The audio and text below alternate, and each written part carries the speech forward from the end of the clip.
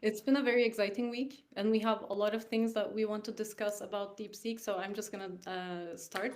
DeepSeek's breakthrough coming from China this week created a shock effect, a bit everywhere in the stock market, governments, big tech companies.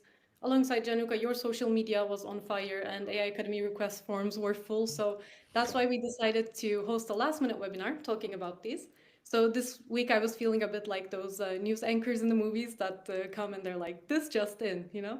So we're going to be talking about the story behind China's DeepSeek because it felt like a Netflix TV series to me.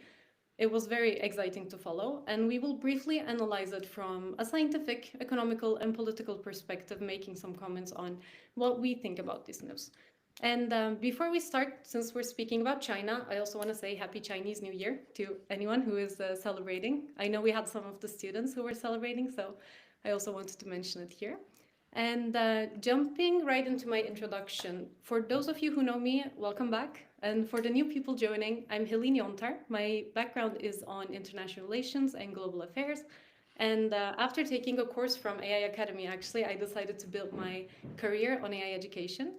And after working on several startups in Switzerland, I decided to come back to where I started my education at AI Academy. And today I'm leading the partnership activities here and host our podcast called I'm Not a Robot. So if you didn't check that out, check it out. Maybe we can actually share the link as well.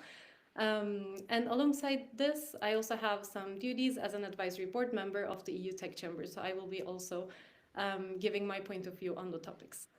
Welcoming you, Gianluca, once again. And I just want to ask you and start with what's going on.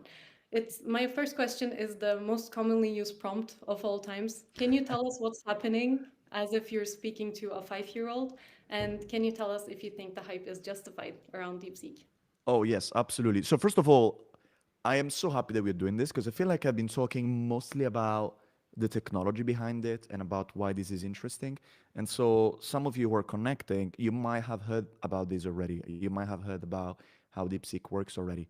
So, I'm going to try to keep the technological explanation of what the hell is DeepSeek and why it's important to a minimum, because then I'm so happy to have Helen part of this conversation because with her background in international relations as well as with her role at the EU Tech Chamber, I think we can broaden up the conversation a little bit. And that's what I want to do. I feel like I've been talking quite a lot about the tech, and today I want to talk a little bit about the tech and then expand to so what? What does this mean? What is the implication for business, for politics, and for the world? So let's start with the technology though, because we are nerds, all right? We got to start with that. But also, if you understand what's going on with the technology, then you can understand better everything else, because everything is connected, guys. And this is not a like a Zen kind of thing, like the world, the universe is connected. It's like literally everything is connected. Like everything that we have witnessed this week and we will be witnessing for the weeks ahead started from some very nerdy technological things that I will try to explain in like 5 minute max so that again then we can move to other topics. And if you heard about this already, I'm just gonna make a simple refresher. All right, so let's talk about DeepSeek. Let's talk about what did they do. So these guys, I'm gonna start with the beginning. They're owned by a Chinese quantitative hedge fund. So quantitative hedge fund is a hedge fund. So people who invest money, they use these algorithms to trade this money. So the legend says, and here again it's a legend, so we don't know exactly if this is true or not. That in 2015, before actually I don't want to put a spoiler. Let's just forget about this. In 2015, they bought a bunch of chips from the United States. So to train a specific kind of AI models based on neural networks, which is basically like 99.9% of today's AI, maybe not that much, like 90% of today's AI, you need those specific chips called GPUs or graphical processing units. It doesn't matter why, we can get into why those chips are so good for this AI, but there's basically one company that produces them. Um, there's a few, but the best one is NVIDIA, is an American company. So in 2015, these guys buy 10,000 GPUs because they wanted to build AI models to trade stocks. That's what they wanted to do, because that's what they did. However, they failed. So the AI models that they created to trade stocks were 10% worse than all the other models that they had before than the traditional trading models. And so they gave up and they were like, okay, what the hell do we do with all these GPUs? How about we train a large language model? Everybody now is into large language models, so we might as well going to try to trade, try to build a large language model. The interesting thing about all of this is that these guys had a big limitation. So the chips that they had were not a lot, and they were quite old because they bought them in 2015. In the meantime, the technology went ahead by a lot, and they couldn't buy more because the US imposed a restriction to the exports of those NVIDIA chips. So they could not get their hands on more GPUs. So they had this limitation that was actually like given to them by the US government, basically, which is they could not use all the computing power that they would have liked to. So what did they do?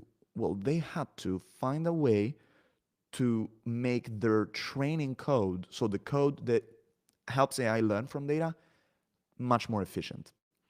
And usually the engineers that work for hedge funds are really good because think about this, they trade stocks. So if you're too, especially if you do high frequency trading, which means that you trade many times per nanosecond, usually those people are really freaking good. I mean, nanosecond maybe is too much, but like they need to be really right code that is really efficient. So that's what they did. They managed to take that training code and make it much more efficient. But now the question is, how these guys didn't know anything about large language models. So how did they get started? Well, because most of AI research is open source.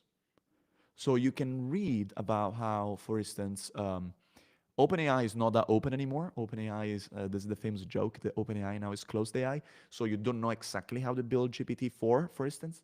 But Meta is very open, for instance. And so you know exactly how they built Llama, their large language models. So these engineers were able to learn exactly how a large language model is built and then improve the training efficiency so that they could, again, train those models on their large language, on their small limited amount of chips, which is pretty great.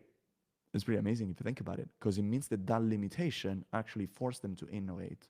That's the first big innovation they've done. The second innovation is a bit more technical. We can talk about it later, but they found a different way to make models think. You know, those new models like O1, they have this thinking that they do before. Well, they were able to find a different way to do that, and then we can talk about it later. But the reason why everybody just went nuts is because they made a lot of US companies look like idiots, basically. Because all these US companies that were spending hundreds of billions of dollars buying giant data centers, now the Chinese were suddenly saying, hey, we managed to make your code so much more efficient, and so we can actually do the same thing that you have, even better, according to specific benchmarks. We can get into that later. Spending a 1/20th up to 100th of what you spent. Great. And by the way, we're going to make this open source, so everybody can download what we've done. And it's like, you think about this, their model is as powerful, according to some benchmarks again, as GPT-4. GPT-4 is like the biggest asset that OpenAI has. And now this Chinese company just took something that is more powerful than that and made it free for everybody. Which means that the value of the asset that OpenAI has is zero now. This doesn't mean that OpenAI is worth zero. It means that all the assets they have are still valuable, like my credit card. Think about this. OpenAI has the credit card of everybody because they have users, right? So that's still an asset, but the value of the technological asset has gone down drastically because now everybody can have the same power. So in very short, this is what happened. We had a Chinese company that took all the work that was freely available from American companies, mostly, also some European companies. We have to give it to Mistral, is another company in the EU that has done a lot of open source work. Took that, made that 100 times more efficient, and then gave it out to the entire world. And then everybody else got really scared because it made, I think, a lot of people look bad, number one. Made people think, oh my God, but then there's not that much of an edge that OpenAI has. But also it's scaring people that a lot of the expected investments that were going to happen around chips, for instance, data centers, were actually probably not necessary, which again has huge economical implications. That's in short what happened. If you guys have specific questions, drop them in the comments. I'm reading them as we speak, so I'm gonna be addressing them. Um, Helene, what do you think? Is that clear? Does it make sense? I feel like you had it so many times because I've been talking Yeah, about this. I've been following a lot of news this week, but I do still have a lot of questions. So please, if you're writing on the chat, get in the line because I have a lot of questions that I want to ask as well. So basically, speaking about the economical aspect of how this is changing the balances, we know that there's a lot of investment in this. There are different topics that we can approach here. There's like the manufacturing cost, the data centers. There's also the problem of having not having a variety of supply chain. That has been very interesting and crucial for the chips that we're speaking about for the GPUs. But now with this news, since the expectations are upside down, I also saw that beginning of the week, the US government announced the Stargate project. I think it was a couple of days before this news. So, how do you think DeepSeek's success on lowering the training cost affect the tech industry and the investments around AI in general? Yeah. Maybe first explain what's the Stargate project for everybody, and then I'll chip in. Well, basically, it is an investment project with SoftBank, OpenAI, and the US government to, I think, be able to provide more, how do you call it, infrastructure for AI development, right?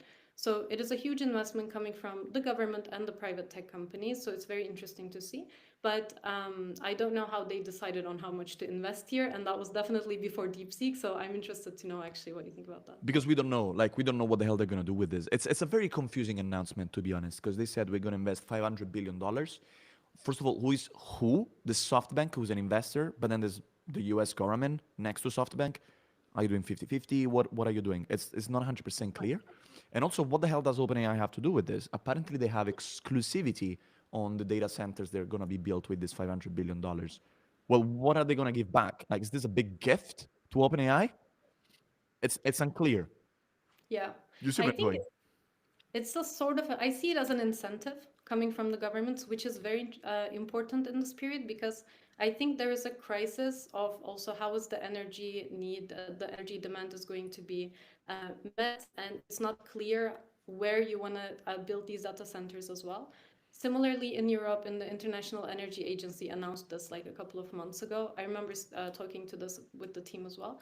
So, what's going on is that there is a lot of government incentives and organizations around the globe that is saying, tech companies, please tell us where we should start building infrastructure for energy so that you can also build data centers. I think there's a bit of a crisis that was similar to electric cars in the past, where there was this moment of do we build the charge stations for electric cars first, or do we put electric cars in the market? So there is a bit of a tension, I think, there, and that's why it is very unclear what the project is supposed to do. So I see it more of an incentive coming from the government. Yeah, there is, but at the same time, I think in the specific Stargate project, what is weird for me is why the beneficiary of this infrastructure will be just OpenAI.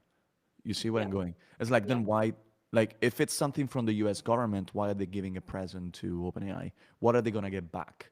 Like, I mean, if it's a transaction, somebody's going to get something back, right? yeah, Like, I don't understand why SoftBank and the US government would just give $500 billion. $500 billion to OpenAI. There's for sure some, some agreement that it's not public yet. It's not really clear what's going on behind the scenes. yeah. But now let's talk about how does how does DeepSeek impact Stargate?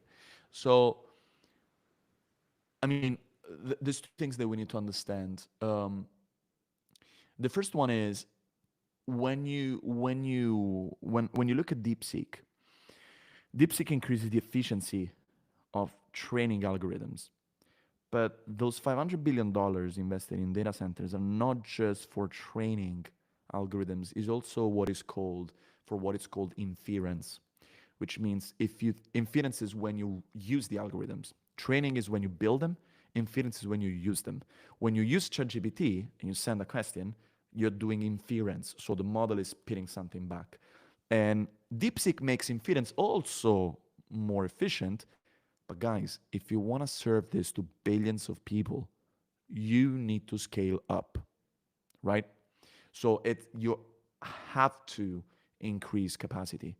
So now the question is, let's say that you spent $500 billion because you thought the capacity was whatever, a billion people sending 10 requests per day. Okay, so you say this is the pie, this is the demand that we have. Now, DeepSeek makes it much more efficient. So you may ask yourself, well, then can we just spend 50 billion instead of 500 billion? I don't know, maybe. Or maybe the pie is going to get so much bigger because now it becomes cheaper. And so you can actually include LLM based interactions everywhere. Like LLMs cost a lot of money. So maybe ChatGPT can suddenly cost $5 a month, and then more people are going to buy it, and so demand goes, increases, and then you still need $500 billion, but you're going to have 100 times more users. So that is not clear whether that investment is wasted or not. But we need to be clear on what is the biggest difference between a company like DeepSeek and a company like OpenAI or Meta or Microsoft. DeepSeek so far has been a research company, which means that they needed to build these models and then forget about it. I mean, now they're also offering a product, but that was not their intention. OpenAI has to maintain those products. It has to serve them to billions of people or millions, whatever that is, but to a lot of people. And so those investments are also needed to keep up with demand, which is something that we often forget. There was a question now, which is interesting actually. What do you think about the accusation that DeepSeek has inappropriately accessed data and contents without having the rights? Is it just damage control? They have the means to block them. So this is quite of an interesting thing. I need to drink some That's a tea great first. question, by the way. So we need to get a little bit nerdy about how do you train AI models. And there's a few different phases if you want to train an AI model. The first phase is called unsupervised learning, and basically that's when people say, "Oh, you take all the internet and all the books and you give them to ChatGPT and it's gonna learn." Yes, that's the first phase. But if you think about this, from that phase, ChatGPT, GPT-4, DeepSeek has learned knowledge, but the behavior that it learned would be quite weird. What do I mean by that? Tell me how many examples there are on the internet of people saying, "Hey, can you please write a blog post?" Sure, here's the blog post. No one does it on the internet. So that behavior has to be learned from the machine in a different way. And the way that they do that is called supervised fine tuning. So OpenAI had to pay people, humans, to create those examples. Hey, can you please write a blog post? Sure, here's the blog post. Hey, tell me 5 things. Sure. Hey, how do I build a bomb? Sorry, this is not a question that I can answer. That kind of stuff. So how did DeepSeek get that data then? Those examples of behavior. Well, it's really expensive to pay people, therefore they just asked ChatGPT, apparently, allegedly, and they copied those data points to then reuse during training. Now, the defense that a lot of people have is that actually there's so much ChatGPT content on the internet that you can't really say, hey, we just scrape the internet again and there's some ChatGPT content in there and that's what we learned. That might as well be it. It's really hard to know. Anyway, it's kind of funny that OpenAI is angry because somebody's using their IP to train AI models. I'm like, you've sort of been doing it as well, right? So, I know but we that's a said different story. everything is connected, not in a Zen way and stuff, but can we call this karma? I think we can call this karma. I think this is very funny. Yeah, absolutely. Yeah.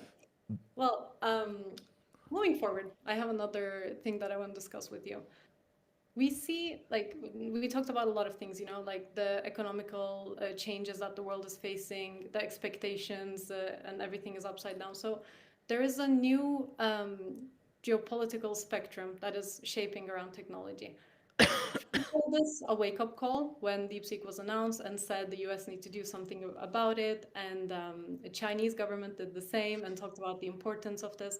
So I noticed two main fear from coming from countries and governments. One of them is the global economical dependency. No one wants to be dependent on someone else's technology, from my understanding. And also the other one is national security. I don't know if you heard Trump talking about it or the Chinese government Yeah. officials as well. But why do you think those are the main points for the governments? I mean, there's a few different things here. One is let's talk about the economic impact first. Um, Actually, we need to talk about them at the same time. I don't think we can split these two. I think they're very interconnected. So the model, so the DeepSeek model, the DeepSeek algorithm, that's open source, which means that anybody can download it and run it on their secure machine. The US president might download that, put it on his laptop, and be safe.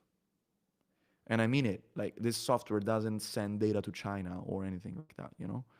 Um, we also need to define what safety means. Like, it might spread misinformation. It might be trained on the Chinese view of the world or whatever, you know. But in terms of, like, let's talk about, you know, like stealing data, which is, I think, one of the main concerns. So the model itself is safe. The threat is when you start using the model on a Chinese infrastructure, because then you can't control it. So basically, the problem is the DeepSeek product rather than the DeepSeek model. Okay, two different things. A product is the way through which you access the model. ChatGPT is the product. GPT-4 is the model. All right. The product is the little box where you type stuff in. Okay. The model is like the complex AI mathematics stuff. So from a security perspective, I think the issue again is when people are going to switch from one to the other. Okay, if people stop using ChatGPT and start using the DeepSeek product, that's when the risk might happen. Okay, but I don't think people are going to switch necessarily now. Maybe at some point, I don't know. The biggest economical threat is the fact that by releasing that model, they sort of like almost as if they dropped a bomb into the economic plans of a lot of US-based companies. So Microsoft, not really, like OpenAI, who wants to monetize their product, it's a big hit because now I could go ahead, download DeepSeek and build the same technology. No, it's a big hit if you think about this. But other companies, like if you think about this, Microsoft cares about selling you compute power on their data centers. That's why they don't care about which models they serve, right? Microsoft, through their cloud infrastructure, they sell you OpenAI models, they sell you Anthropic models, they sell you Llama models. Now they're going to also offer DeepSeek. They don't give a shit. All they care about is, are you going to pay your bill for the data center infrastructure? Yes, the bill is going to go down now, but you can talk about margins, and that's a different conversation, you know? That's what Microsoft cares about in the end of the day. So the economic impact is more on, I think, NVIDIA might be, but again, you don't know if the demand is going to go up or down. And there's another thing also that I wanted to talk about, which is timescales. What do I mean by that? Like, DeepSeek might have been just like 6 months ahead of everybody else. Like, we don't know what other companies have in their pipeline, you know? So, like, Dave is asking ask this question, which is pretty funny. Do you think DeepSeek knew about Stargate and timed the announcement for maximum market impact? I don't think they knew about Stargate, but I think they might have had that announcement ready, and they were like, okay, when do we launch it? Ooh, Stargate, we launch it now. You know, that might totally be.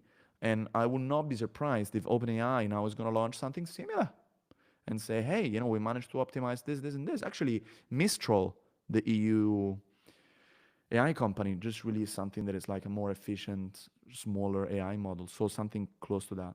Again, so everybody's super, oh my God, China is so ahead. It might be 6 months ahead. It might be 6 months behind or some other kind of AI technology. Who the hell knows? The only thing that is sure is that the cost of this technology is going to zero. And I've been talking about this for a long time. This is the fastest depreciating asset in history. OpenAI themselves cut their cost of their API by 95% in a year and a half. Actually, think about this. Gosh, it's the first time that I think about it, actually. I love doing those webinars because it makes me think. How did OpenAI manage to cut the cost of their API by 95%? Obviously, because their models became more efficient. So they might have not advertised it. Hey guys, we made it more efficient, but they've been working on this already. You know? So yeah, that's an interesting point that we might be thinking about. DeepSeek might just be a few months ahead, maybe a couple of years, whatever. You know, but then maybe they're behind on something else. Like, it's a race, and everybody's sort of like, ooh, one-upping each other, but the direction is clear. The direction is that the cost of this technology is going down to zero, um, and that we're gonna see it, therefore, in so many more products and human interactions with technology. Yeah. I have actually, last week I also watched the interview of the CEO of Perplexity that was speaking about DeepSeek. And he was speaking about the power of this being open source and how he was a bit speaking about the open source community and the science behind it. I could really feel the respect that is there for from engineers, if it makes sense. And I also saw that they just added it to their offerings. So I want to ask you actually what you think about this because he also said if there is a more efficient model, the engineers are going to shift towards it. So they're just going to adopt the newest model that's out there without considering if it's coming from the US, from China, from Europe, from whatever. What do you think about that? Yeah, totally. I mean, look, there are obviously some things you need to check. Like, for instance, does he want to talk about Tiananmen Square? Does he want to talk about Taiwan? How does he talk about Taiwan? What kind of data has he been trained on when it comes to these topics? So, Yeah, assuming that that behavior is fine, because we actually don't. I think I am fairly confident about this, that the model actually knows about those events, but they block it at the application level. I'm not 100% sure about this. I'm 90% confident about this. But if the model it behaves the way that you expect it to behave, then obviously engineers are going to start using it. Or since it's open source, they're going to learn how, what are those tricks that they use and then apply them to their own training. yeah. And yes, I think, Daniel, you can use it locally to overcome the guardrails, but there are different versions, and I'm going to answer also Zora basically. There are different versions of that model. On a normal computer, you can run just the very small version of the model. The most powerful version of the model, you still need huge computers. So you're not gonna be able to do that, probably.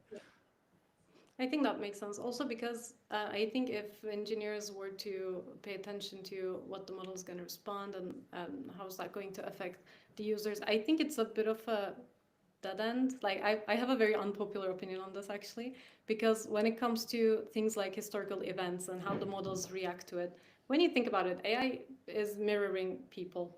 And if we are speaking about historical events, the world does not agree on what happened in so many historical events in the past. Like, I experienced this firsthand studying history in Turkey, then studying international relations in Italy with people from all over the world. We all had a different background on history because the Western history is different than the American one, than the Chinese one.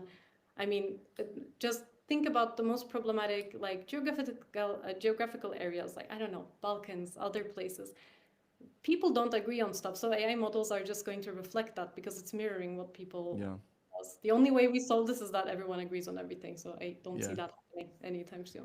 Yeah, that's a funny anecdote I have, which is I'm from Italy, right?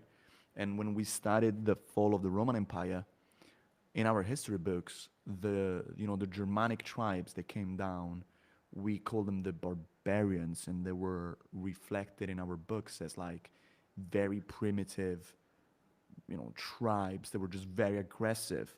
And I still remember this, that there was this thing, I think maybe in the elementary school, they were talking about how they were used to slaughter animals, take their meat and put it under the saddle of their horse, and there were all these flies. That's how they were described to us, you know? It's like really dumb, rough, evil people. And then my ex girlfriend is from a village in Germany that is close to where the sort of like the that head, the military head of the barbarian tribe came down, and she had a mug with the face of this guy, and I was like, what is this? She's like, oh yeah, I know it's the you know the sergeant, whatever you want to call him, I don't know. They came down and defeated the Roman Empire. I'm like, oh, the barbarian? It's like, no, I mean, he was part of the Roman Empire before, and he was, infiltrated, and then he learned about Roman military strategies, and then he went back and used that to. I was like, wait, are you telling me that he was smart? It's like, yeah. And so if you read a German history book on what happened and an Italian history book, very different. So now the question is, what do you, and by the way, like Germany and Italy, like I'm It's not not saying, even. I was about to. China and the US, it's like Germany and Italy. I mean, we have a little bit of, we had beef in the past, but we are pretty freaking close, I would say, you know? Um, so now if you want to train an AI model, which history book do you use? Well, that's the thing. There is no way. I think we just need to stop expecting that AI gets these things in the way that we expect it to be, because the learning we have is completely different on these. But do we want it to do that? And I think that's maybe a topic that I would like to discuss with you. Um, do we want it to be neutral? And how the hell does neutral look like? Um, I think it's very like it would be first of all a terrible experience. Like if I ask it, hey, who destroyed the Roman Empire? Well, let me tell you 25 different theories on how that happened. I'm like, like yeah, in theory that's the best possible thing, but like people don't want that, all the nuance. Number one. Number two, what do governments want? So maybe actually, and I do believe that the reason why governments are so vested into having control over this technology is because of controlling communication, controlling what people know and hear. What do you think?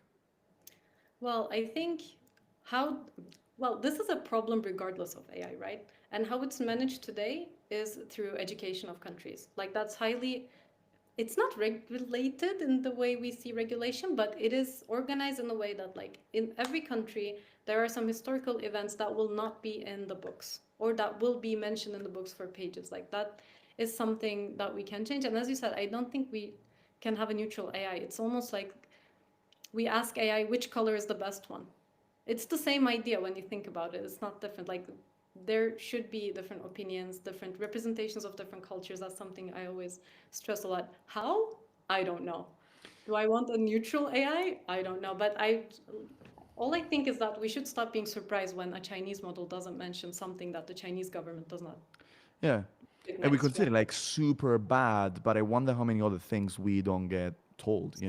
Like, honestly, maybe a good example might be this, and this is more food for thoughts also for our audience. I want to know what you guys think about this. But like, recently I've gotten really into studying history of the big totalitarianisms of the past century, basically. And there's a pattern both in fascism and in Nazism, which is that Mussolini and Hitler, both of them owned a newspaper, and there were many newspapers, right? So if you want to have a left-wing one, you could read that. Then there was the fascist one. Then there was the, etc., etc., etc. So you could choose which version of the world you wanted to adhere to. Then, Mussolini, Hitler gained power. Same thing also in Russia with Stalin. And then they decided, actually, you know what? Everybody else shuts down. And so there was one version of the truth. Now, with the internet right now, if you think about it, it's like billions of versions of the world because I can just go now and write an article, which I Yeah. mean might be great for some points of view because it's really hard to then sort of like force one narrative, right? It's Yeah. really hard for a politician to control what is the truth, right? Because again, I can post stuff. Um, it's also the other side of the medal is obviously since everybody can post stuff, then people post a lot of crap, and that we Yeah. have misinformation going on. With large language models, the question is the billion-dollar question: is this a winner-take-all situation? What do I mean by that? Does if everybody decides that let's say ChatGPT is the tool that we use because it's the best, it's the cheapest, the fastest, best user experience, that's what we're gonna go with. Well, then it's like with the newspapers. Suddenly, the version of the world that ChatGPT will tell us becomes the version of the world, right? Yeah. Imagine the power that the company has, and imagine the interest that governments have in controlling the company, in being able to suppress or boost specific views. We saw that with Facebook. I mean, I don't know if I absolutely hated, to be honest, the interview that Zuckerberg had with Joe Rogan. It was like really hard to listen to. It was like weird for me, but he talked about the pressure that he had from the Democrats during COVID, how much they wanted Facebook to suppress or boost specific things. Again, we might say whether I don't want to argue whether that's a good thing or a bad thing.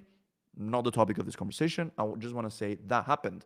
So the government was trying to have a specific channel of communication push one narrative. The interesting thing is that Trump is probably doing the same thing. So it's not a red or blue kind of thing. It's not a left or right.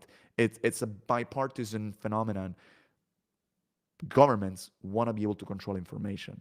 And if everybody will access information through LLMs, through a specific company, maybe ChatGPT, offering the best LLM, well, then the power of that company is infinite. Yeah. I don't want to finish this with conspiracy theories, but just to add up on that, I think that is very valid and it's very dangerous for the following generations. And what worries me the most, Januka, is that it is easier for human brain. Like you just Yeah, ask a question and get a response. And what um, listening to different versions of the same history that I learned while I was a kid when I studied abroad, what that did to my brain, I love it, but it was not the easy way. So yeah, I think that is what we're risking, but that's something that we're gonna live and see. But yeah, that definitely justifies the interest that's around the technology from yeah. governments. And by the way, one thing that I do want to elaborate on, first of all, I'm not suggesting that the US government right now is controlling OpenAI. That's not what I'm trying to say. What I'm trying to say is that the power that a company like OpenAI has is huge, and therefore it's obviously in the interest of a government to be able to control that. Now, whether that's actually happening, I think so, but who the hell knows? But going back to what you were saying, I mean, the scenarios that I've tried to paint are extreme scenarios, and that's because of it's good to do a thought experiment on extreme scenarios in which we say, imagine that Yeah. the only way that people get information is ChatGPT. People will still make movies, people will still make YouTube videos, people will still talk about it on Facebook. So there will be more ways for people to get information. However, the more share of the pie, how do you get information? You know, you have newspapers, TV, Facebook, TikTok, big annoying thing for the US government and many other governments, right? LLMs. The more that becomes big, the more the power of that increases. I don't think that's going to become the whole thing. There's some people who think that. There are like people who are a bit nuts who think that we're going to stop making movies and we're just going to ask ChatGPT to make our personal movie. And It's come on. definitely affecting how we consume information, but yeah, that's something that we will live and see. Yeah. Um, Looking at the time, I just want to wrap this thing up with DeepSeek. So I want to ask you, with this news, who do you think is going to be the winner? Speaking of the big tech companies, how do you think that that's going to shape? I mean, so there's a few things to say about this. Number one, actually everybody wins something from this. Um, what do I mean by this? Like, if you think about all those cost cuts, it's actually pretty good. Like every company is going to manage to have more efficient algorithms. So I think who is going to win is whoever has the best product. Like, if you have the best product, if it's not really that much about the models. I've been saying this for so long. I'm kind of tired now. I'm joking. Um, but you can have the best model. Doesn't matter if people don't like your product. If your product, the way that you integrate it into your product, doesn't make people happy. Therefore, if you have the best product, ChatGPT, I think is probably. I mean, I like it. Okay, and most companies we work with really like it. Um, well, they have the best product. Therefore, they have my credit card. That's a huge value. It's like, look, it's like, you know, it's classic. If somebody else builds Instagram, it makes it much better, beautiful, easy. Yeah, but there's nobody. I'm not gonna move. I'm not gonna switch, and all of that stuff. So this is called lock in, and it's a super old business strategy. It's not new. But the more you manage to create that, the more you will be able to retain power. So who is going to win? Whoever has the best product. And then DeepSeek is just one of the tools that they have. They want to make their algorithms cheaper to cut their cost. Great, go ahead, do that. But what matters is the product. If DeepSeek gonna be able to build an amazing product and then shift us over there, or an amazingly cheap product and then move us over there, well, that's still something we need to see. I don't have any proof of that. You know? I think that makes sense. While we spoke, by the way, I saw that there was another tool that's out there that was better than DeepSeek version 3. So while we speak, this is still happening, what you're telling me, so makes perfect sense. Unfortunately, we finished our time for the day, and I'm mindful of time. So thank you so much for everyone who joined. And if you're interested in following the news, if you feel like you're being a bit left behind in this, we launched a membership program at AI Academy. So what we're doing is, since we've been in this for a long time, we decided that it doesn't make much more sense to not keep people included and have a program that is ongoing. So within the membership program, we're going to be speaking about all the news that are out there and updating our programs. And Gianluca, if you want to add something about this before we Yeah, close. of course. So we're gonna be posting the membership, the link to join the membership now on YouTube. I want to show you maybe a couple of slides, just taking 3 minutes of your time to just explain you what is in this membership, what you're gonna get out of it.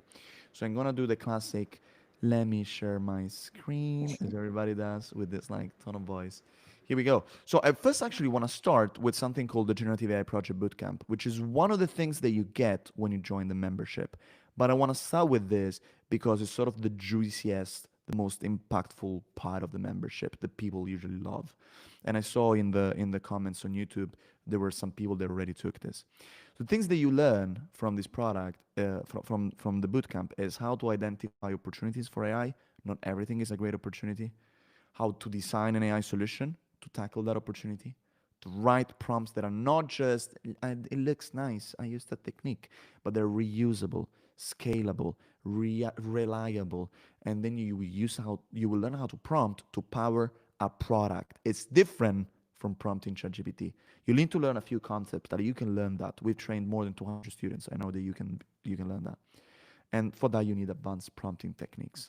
You will also, and this is, I think, the most fun part, integrate your GenAI solutions with other products and tools like Gmail, Slack, Google Drive, so that you will able to build AI agents as well without writing any code. And I know this is true because our students did that. The way that it works is that you basically, the moment that you get it, you immediately have access to our community and a bunch of on-demand modules. But the thing, the most fun part, at least for me, is the live sessions. So those live sessions bring you towards a graduation and certificate step by step. So you start by identifying a project that you want to build, and this might be anything, something related to your business, something related to your passion projects. Really, we saw everything from a tool to help people adopt dogs to a cybersecurity analysis tool. You can do whatever you want. We help you with that. We help you break down your process to understand how to structure your project. That's super important. Most people just go ahead and say, I want to build this thing, and they start. No, you need to understand where to use AI, when not to use AI. It's super important that we teach you that. Then we give you a prompt masterclass. Again, this is not the classic prompting for ChatGPT. It's a different kind of prompting to build products. You build an automation. We have a partnership with make.com, is a no-code tool, and you get also a free pro account. And then it ends with a pitch and this is the best thing, I think, of the program. That you have those amazing AI coaches where you can get their support whenever you want, one to one. So you can book a call with them and ask them about your project, ask them questions. Maybe you need help prompting or maybe building automations, or maybe you just want to understand whether you're on the right track. You can do that. You can talk to them one on one. This is an example. You get this landing page, and this is the beautiful face of Christoph that you can see whether he fits your project, whether you like his background, and you can book a call with him. They're all amazing. We train more than 200 students, and usually this program sells out pretty fast. An example is one of our top students, Alessandro De Salve, who also became an AI coach. And I think he started the bootcamp when he was almost 50. And he basically managed to change completely his career from being an HR consultant to being an AI consultant in HR. So this is the project that he built. It was a tool for HR specialists to do a bunch of different things, to create job postings, to analyze candidates, etc., etc. And so he used the project that he built during the boot camp to kickstart his career as an AI consultant. You know, if you want to start a new career, you need to be able to explain potential new customers why are you good. And having a project to show them, I can actually do this, I've done it, it's pretty good. And that's what he did. So many other examples from Imelda, who built a tool to help autistic drivers, to people that build tools for 3D artists, so many different things. And it's 1095. I think we have an edition starting in March. I'm pretty confident. If I'm wrong, somebody Third, from my academy, let me know. Is it March? I think it's March. 3rd of March. Sorry? It should be 3rd of March. By the way, 3rd of just for March. now, Januka and I just can't get this right. It's always the wrong date, so we will double check with the team. So Yeah, or we'll let, go on the link. You're gonna see that. I feel like I'm doing too many things to remember all the dates assuming you exactly. can. But this is easy. 2 days before my birthday, so yeah, it's gonna be fun. So the membership. What is the membership? The membership is you get a bunch of different things basically all together. And the point of this is when you finish the boot camp, you build something amazing, but AI keeps changing.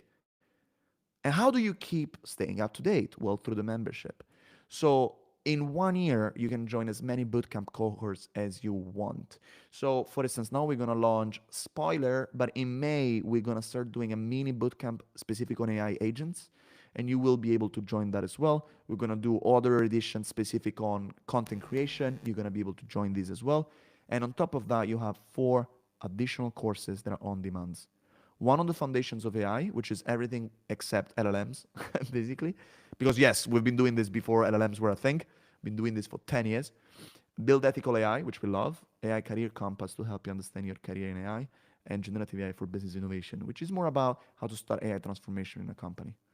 So I think these are the best support that you can get in education programs because you get all these one-on-one calls with coaches, so it's not just about everybody gets the same content. You can literally book half an hour of conversation with somebody who knows what it's talking about and get one-to-one support, which is amazing, I think. And a few other things and more. For instance, 3 months of the plan, bi-month exclusive calls with AI experts to share industry insights. These are like private. A few other things, honestly, just go on the website. You're gonna find all the stuff over there. And I think this is what you want to know. It's 1,395 euros per year, which honestly I think it's a steal when I think about how much stuff is in this. Yeah, it's pretty wild. And your company can pay for it. We have a lot of people who get this through their company. So the link is already in the chat. So if oh, by the way, I love that Nina, who's part of the membership, just sent a comment and said the membership is really well worth every penny. They also have all the webinars recorded on demand. Yeah, I always forget telling that. I should. And I don't work for them. Just happy I found this model to extend my AI skills. Amazing. Nina, you're awesome. I'm so happy you're part of the membership. And then I get to read your comments and see your face when we do those webinars. So yeah, this is the QR code. But again, you also have the link just shared in the YouTube chat. I don't know if you're live on LinkedIn as well. I don't remember. If we are, we're gonna share the link there as well. I think I'm done now. So I get a confirmation. The new edition starts on March 3rd. But if you should get the membership now if you're interested, because you can start watching videos and getting content. You have a month. So when you start, you're like ready. And I think it's gonna be cool. Great. All right. Amazing. So guys, thank you for joining us. Thank you, Helin. It's always fun Thank to talk about this stuff with you. And I feel like you always expand a little bit the kind of my thinking in some way. It's like we're prompting. I feel like we do prompt each other in a way that we start thinking about different things. So it's you. always fun. Thank you Thank so you for much. being my chain of thought prompt. You're welcome. I take it as a compliment. It is. Ciao, everybody. Bye.